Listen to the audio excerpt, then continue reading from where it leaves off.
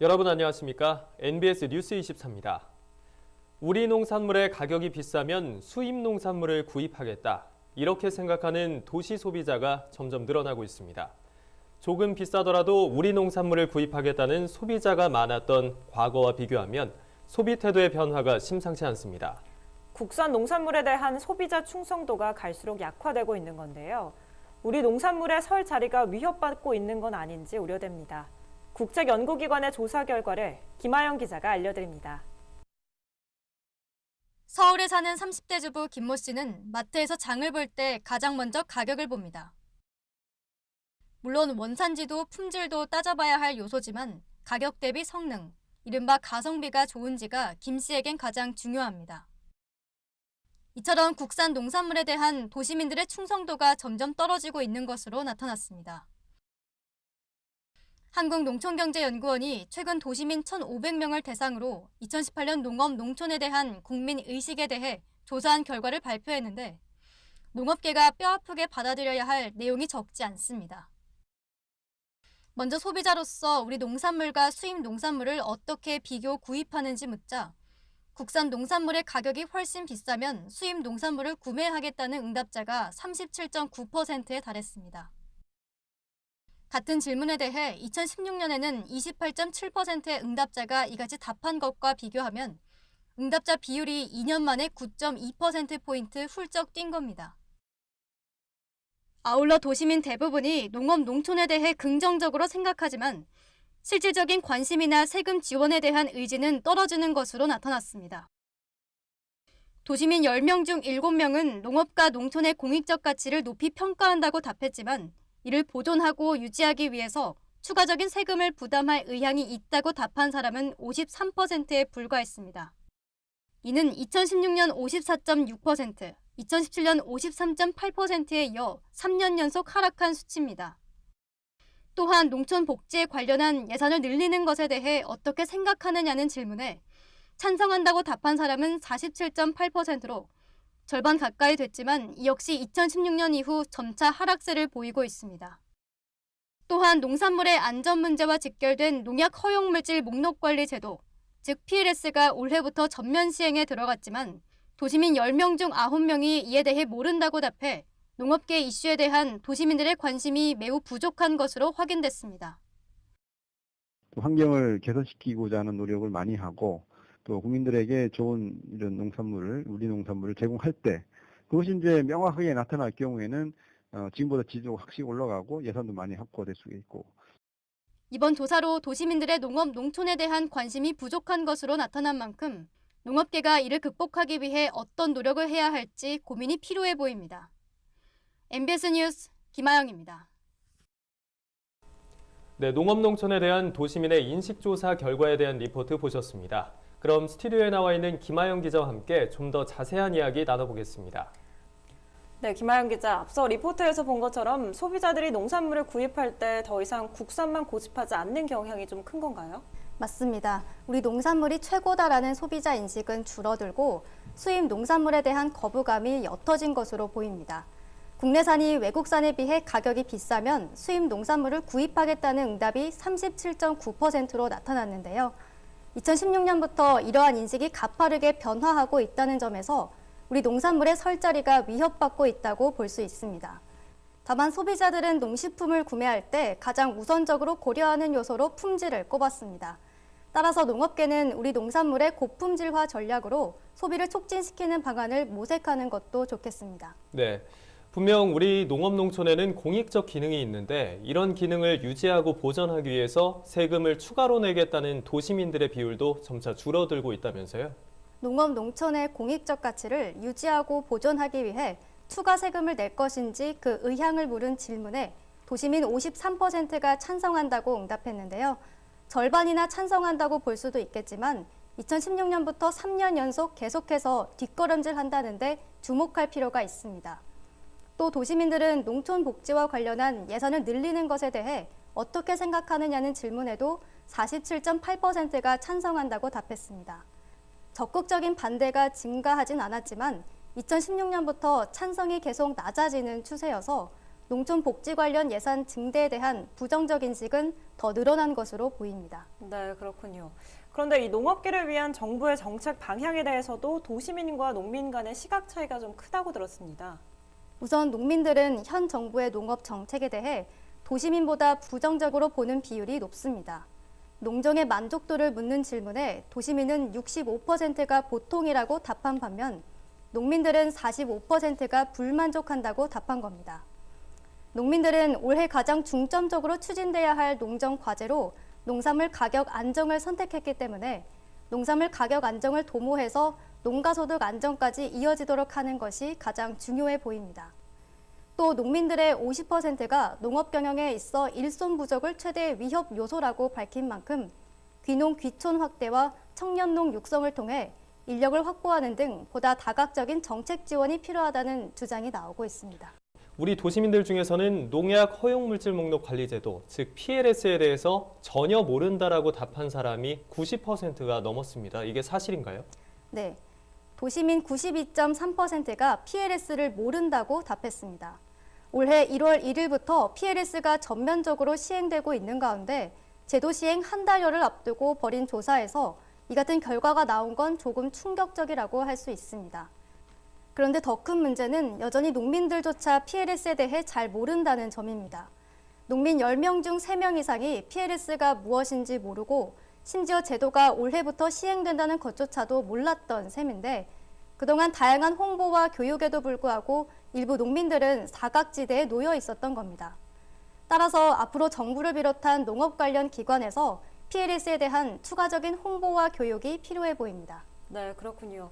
이 조사 결과가 다소 부정적인 내용이 일색인데요. 그럼 우리 농업계에 희망이 될 만한 좀 긍정적인 소식은 없을까요? 네, 그래도 도시민들은 농업과 농촌의 중요성과 공익적 기능에 대해 70% 이상이 공감하고 있습니다. 이처럼 농업 가치를 높게 생각하는 만큼 도시민 10명 중 3명이 은퇴 후 귀농 귀촌할 의향이 있다고 밝힌 바 있습니다. 다만 공익적 기능을 유지하기 위한 추가 세금 부담이 곤란하다는 도시민이 많은 만큼 농업 농촌에 대한 높은 가치 인식이 투자로 연결될 수 있는 구체적인 방안 마련이 필요하다고 농업계는 보고 있습니다. 네, 그렇군요. 앞으로 도시민들도 우리 농업계에 더 많은 관심을 가질 수 있도록 모두가 함께 공감할 수 있는 농업 정책이 시급해 보입니다. 김하윤 기자 오늘 설명 잘 들었습니다. 아프리카 돼지열병은 치사율이 100%에 달하기 때문에 특히 더 조심해야 하는 가축 전염병이죠. 그런데 최근 아프리카 돼지열병 발병국에서 국내로 축산물을 불법 반입하는 사례가 크게 늘어 국내 발병 위험을 걱정하는 목소리가 높아지고 있습니다. 오두석 기자가 보도합니다. 아직까지 치료제와 예방 백신이 개발되지 않아 치사율이 100%에 달하는 아프리카 돼지열병이 중국에서 잇따라 발병하고 있는 가운데 축산업계에서는 국내로의 전파를 우려하고 있습니다. 최근 들어 ASF 발병국에서 국내로 축산물을 불법 반입하는 사례가 크게 늘어났기 때문입니다. 실제로 김영건 더불어민주당 의원이 농림축산식품부에서 받은 자료를 분석한 결과 중국과 몽골 등 ASF 발병 24개국에서 휴대 반입하다 적발된 축산물 건수가 4년 새 2배 가까이 늘어났습니다. 특히 지난해 중국으로부터 유입이 시도된 불법 휴대 축산물은 52,943kg. 이는 전년 대비 48% 증가한 수치입니다. 또한 중국뿐 아니라 인근 지역인 러시아와 몽골에서 유입된 불법 축산물도 전년 대비 각각 2배 이상 늘었습니다. 중국 서남부의 우남성과 맞닿아있어 ASF 발병 가능성이 큰 베트남에서 국내로 들어오다 적발된 불법 축산물 역시 17,619kg로 집계됐습니다. 이처럼 불법 휴대 축산물 적발 건수는 해마다 늘어나고 있지만 이에 대한 처벌은 느슨한 상황입니다. 지난해 약 11만 7천 건의 불법 휴대 축산물이 적발됐지만 이 중에 실제 과태료가 부과된 건수는 3,400여 건으로 2.9%에 불과합니다. 여행객을 통해 국내에 반입되는 휴대 축산물 대부분이 불법이지만 고의성이 없으면 과태료가 면제되는 경우가 많았기 때문입니다. 또 과태료가 부과되더라도 그 액수가 1회 10만 원, 2회 50만 원, 3회 이상일 경우 100만 원에 불과했습니다. 이에 농식품부는 처벌 기준을 높여야 한다는 필요성에 공감하고 앞으로 과태료 기준을 1회 30만 원, 2회 200만 원, 3회 이상 500만 원으로 올릴 예정이라고 밝혔습니다. 더불어 국내에 들어오는 축산물에 대한 정밀 검사도 강화해야 한다는 목소리가 커지고 있습니다. 최근 5년간 검사 대상인 축산물 중에 정밀 검사를 시행한 비율이 약 0.5%에 불과했기 때문입니다. 현재는 농림축산건역본부에 휴대축산물을 정밀 검사할 수 있는 부서가 없는 등 현실적으로 정밀 검사를 위한 시스템과 인력이 부족한 상황입니다. 일단 그 여행객들 중 상당수가 이것이 매우 위험하고 불법적이다라는 사실을 잘 인지하고 있지 못하다는 거예요. 수출입 지정 검역물 이 부분을 전문적으로 검사할 수 있는 조직과 인력이 아주 부족해요. 현재 전국적으로 이 연구 인력 1명이 이 부분을 담당하고 있는 게 현실이기 때문에 이 불법 휴대축산물에 대한 전문 검사를 할 수 있는 조직을 강화하고 인력도 배치를 하고 예산도 늘려야 하는 상황입니다. 휴대축산물을 통한 ASF 유입 가능성이 우려되는 만큼 이를 원천 봉쇄할 수 있는 대책과 지원이 시급해 보입니다. MBS 뉴스 오주석입니다. 구제역의 확산 방지를 위해 차단 방역 작업이 한창이지만 방역 지침을 지키지 않은 사례가 일부 나오고 있습니다. 정부는 방역 지침을 어길 경우 강력 대처한다는 방침인데요. 구제역 사태의 조기 종식을 위해서는 원칙을 지키는 차단 방역 작업이 시행돼야겠습니다. 자세한 내용 강창호 기자가 보도합니다. 최근 구제역 발생 지역과 주변 지역에서 일부 분뇨 차량이 여러 농장을 방문하는 등 차단 방역 지침을 지키지 않은 점이 확인되어 농림축산식품부에선 대책 마련에 나섰습니다. 구제역 긴급 행동 지침 SOP를 보면 가축 분뇨 처리장 등 축산 관련 작업장의 차량에 대해서는 1일 1농장 방문을 원칙으로 하고 있습니다. 이계호 농림축산식품부 장관은 어제 열린 구제역 상황 점검 및 대책회의에서 각 지자체에 분뇨 차량이 1일 1차량 1농장 방문 원칙을 준수할 수 있도록 지도 홍보하고 위반 차량에 대해 행정조치를 할 것을 당부했습니다. 전문가들은 구제역이 잠잠한 지금일수록 구제역 확산을 막기 위해선 차량 소독을 비롯한 차단 방역이 더욱 중요해졌다고 말합니다. 구제역이 발생했던 인근 지역에서 사육되는 소와 돼지에는 개체의 면역 상태에 따라 체내에 바이러스를 갖고 있을 가능성이 있습니다. 따라서 추가적인 발생을 완전히 차단하기 위해서는 정부에서 안내하는 방역 원칙을 철저히 준수하되 농장에 진입하는 축산 관련 차량 중심으로 지속적인 소독을 실시해야 합니다.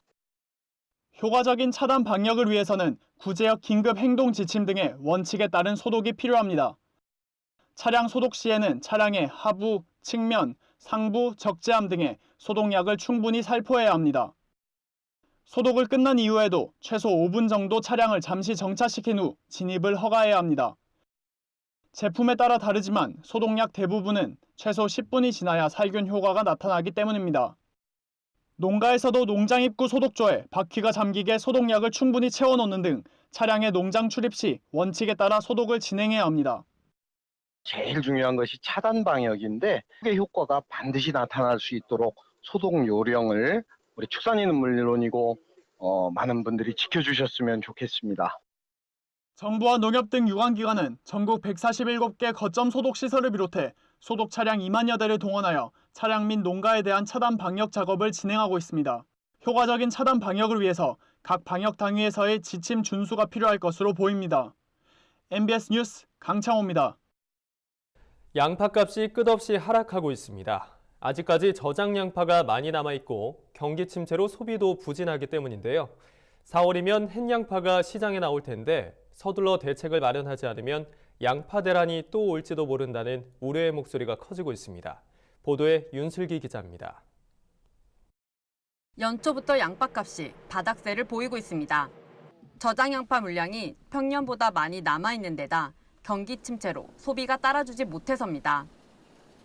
한국농촌경제연구원에 따르면 1월 중순까지 남아있는 2018년산 양파 재고량은 약 20만 톤으로 평년보다 6%가량 많습니다.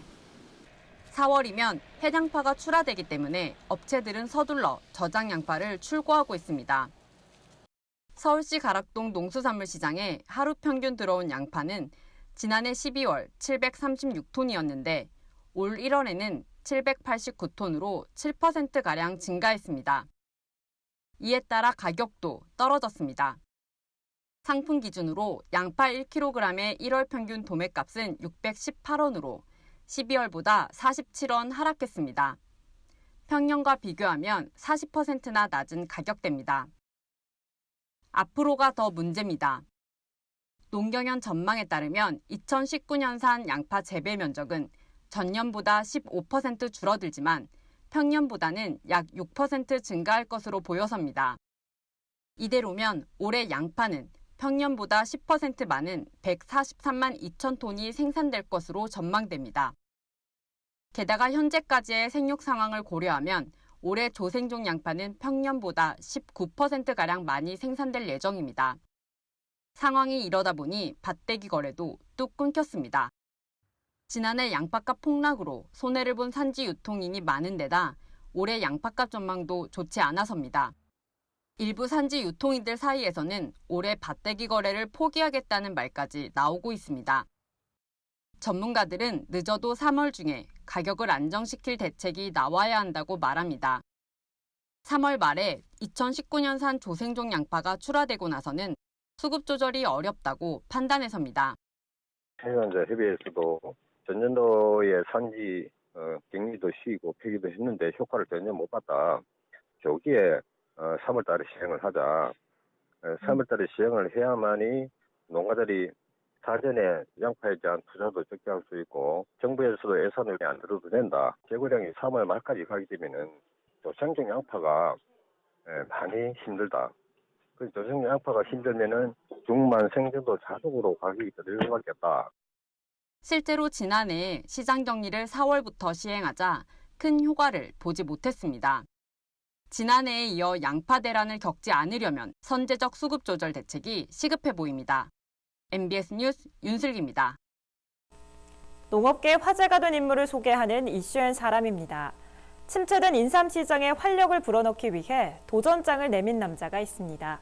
진한 에스프레소 커피처럼 홍삼을 로스팅해 내려먹는 방법을 개발한 김명원 대표를 최다혜 기자가 만나봤습니다. 인삼의 고장, 충남 금산의 한 재래시장에 위치한 작은 카페. 이곳에서만 맛볼 수 있는 특별한 음료가 있다는데요. 진생라떼 나왔습니다. 고맙습니다. 홍삼 가루에 우유를 섞은 진생라떼와 홍삼을 우려내 풍미 가득한 홍삼차, 정성스럽게 우려낸 홍삼 추출액에 우유와 비정제 설탕을 넣어 만든 홍삼 밀크티까지 다양한 홍삼 음료를 판매하는 카페입니다. 커피가 아니고 이거는 인삼. 네, 이 차 한 잔을 마시면서 힐링을 한다고 할까? 홍삼을 48시간에서 72시간 정도 달여야 차로 마실 수 있었던 기존의 방식과는 달리 이곳의 홍삼차 제조 과정은 조금 특별합니다. 커피 원두 대신 홍삼을 팬에 볶은 다음 추출하는 방식. 로스팅한 홍삼으로 차를 우려냅니다.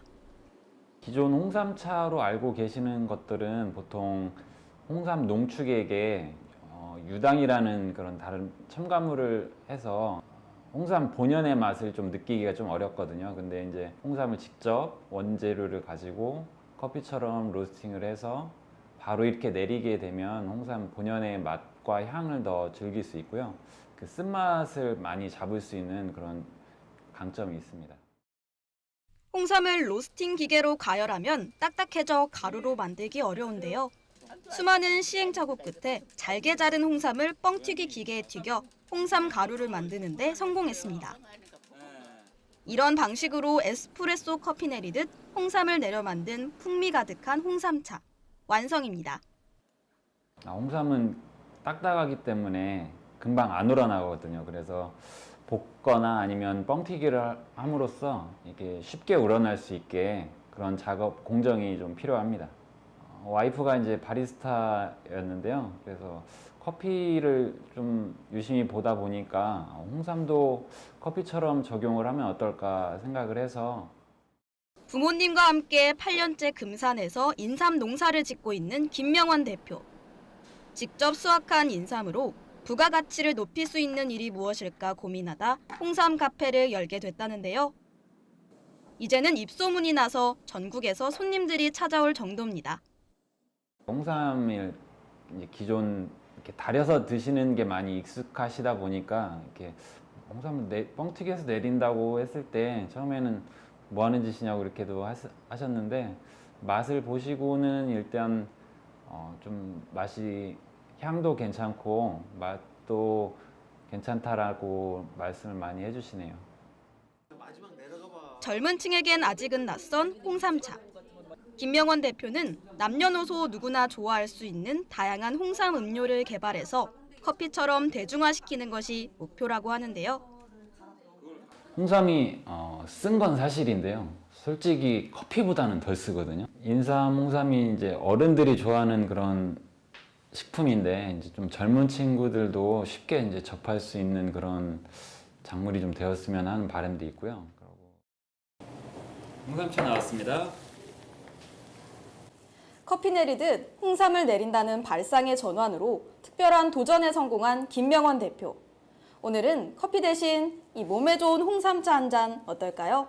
MBS 뉴스 최다희입니다. 다음은 지역 뉴스입니다. 경남도가 축산 농가의 경쟁력을 높이기 위해 축산 분야 ICT 융복합 확산 사업을 공모합니다. 이 사업은 현대화 축사에 정보통신기술 장비를 적용해 원격 제어가 가능한 자동화 시설 설치를 지원하는 사업입니다. 신청 대상은 한우, 양돈 등 축산 농가로 농가당 최대 15억 원의 사업비를 지원합니다. 충남도가 가정간편식을 제조 판매하는 업체에 대한 위생 단속을 강화하기 위해 집중 단속을 실시한다고 밝혔습니다. 이번 합동 단속은 최근 1인 가구 증가와 식습관 변화 등으로 가정간편식의 수요가 급증한 데 따른 것입니다. 이에 따라 합동 단속반은 가정간편식 제조 판매업체를 대상으로 유통기한이 지난 식품을 판매하거나 원산지 및 기타 표시 기준을 잘 지키고 있는지 등을 단속할 예정입니다. 전남 해남군이 겨울 배추 2만 1,000여 톤을 추가로 산지 폐기합니다. 해남군은 지난 1월 말까지 두 차례에 걸쳐 약 11,136톤의 가을 겨울 배추를 산지 폐기한 데 이어 2월 말까지 2만 1,000여 톤의 겨울 배추를 추가로 폐기하기로 했습니다. 이번 폐기 대상은 계약 재배 포전 및 비계약 재배 농민입니다.